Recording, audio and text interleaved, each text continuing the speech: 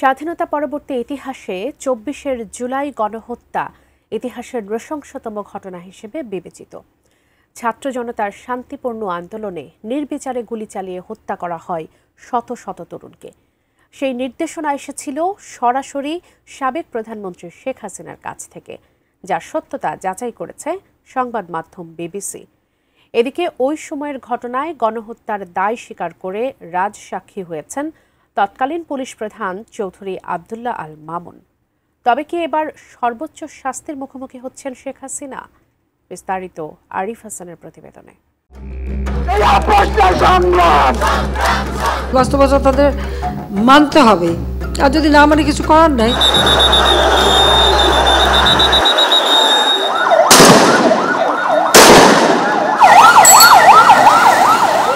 জুলাই গত বছরের জুলাই সরকারি চাকরিতে কোটা সংস্কার দাবিতে রাজপথে নামে দেশের ছাত্র সমাজ। সহজ ও যৌক্তিক এই দাবির প্রতি নমনীয় না হয়ে বরং কঠোর দমননীতিতে জড়িয়ে পড়ে তৎকালীন প্রশাসন। আন্দোলনকারীদের ওপর গুলি চালিয়ে শুরু হয় নির্মম হত্যাযজ্ঞ। দেশের বিভিন্ন প্রান্ত থেকে আসতে থাকে ছাত্র হত্যার খবর, আর সেই ক্ষোভেই সাধারণ কোটা বাতিলের দাবিতে শুরু হওয়া আন্দোলন রূপ নেয় সরকার পতনের এক দফা দাবিতে। বিচার করুন।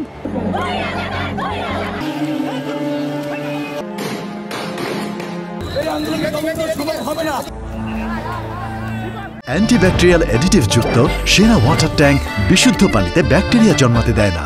ছাত্রদের সঙ্গে সংহতি প্রকাশ করে রাজপথে নামে বিভিন্ন পেশার মানুষ। আন্দোলন দমাতে আইনশৃঙ্খলা বাহিনীকে দেওয়া হয় সরাসরি গুলির নির্দেশ। ইন্টারনেট ও টেলিভিশন সম্প্রচার বন্ধ করে চালানো হয় গণহত্যা। রাজপথ রঞ্জিত হয় ছাত্র জনতার রক্তে।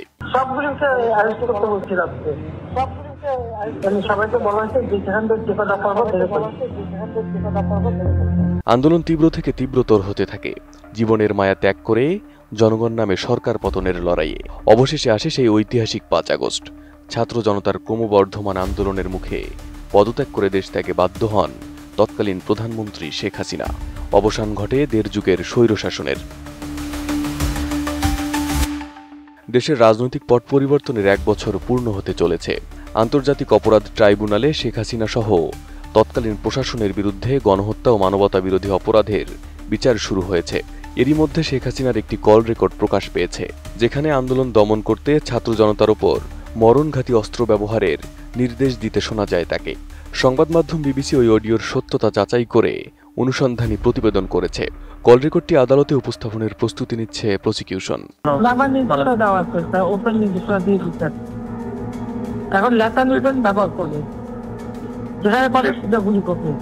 জাতিসংঘের তদন্তকারী দলের রিপোর্ট অনুযায়ী গত বছরের জুলাই আগস্টের আন্দোলন ও সহিংসতায় প্রাণ হারিয়েছেন অন্তত ১৪০০ জন। এদিকে সেই সময়ের মানবতা বিরোধী অপরাধের দায় স্বীকার করে রাজসাক্ষী হয়েছেন তৎকালীন পুলিশের মহাপরিদর্শক চৌধুরী আব্দুল্লাহ আল মামুন। ১৯৭৩-এর আন্তর্জাতিক অপরাধ ট্রাইব্যুনাল আইনের সংশোধিত ২০০৯ ও ২০১৩ অনুযায়ী মানবতা বিরোধী অপরাধের জন্য সর্বোচ্চ শাস্তি হতে পারে মৃত্যুদণ্ড বা যাবজ্জীবন কারাদণ্ড। যেহেতু অভিযোগে গণহত্যা, নির্বিচারে হত্যা এবং প্রাণঘাতী অস্ত্র ব্যবহারের নির্দেশের মতো গুরুতর অপরাধ জড়িত, তাই শেখ হাসিনা দোষী সাব্যস্ত হলে তার বিরুদ্ধে কঠোর শাস্তি হতে পারে। সেটা হয় যাবজ্জীবন কারাদণ্ড, নয়তোবা মৃত্যুদণ্ড।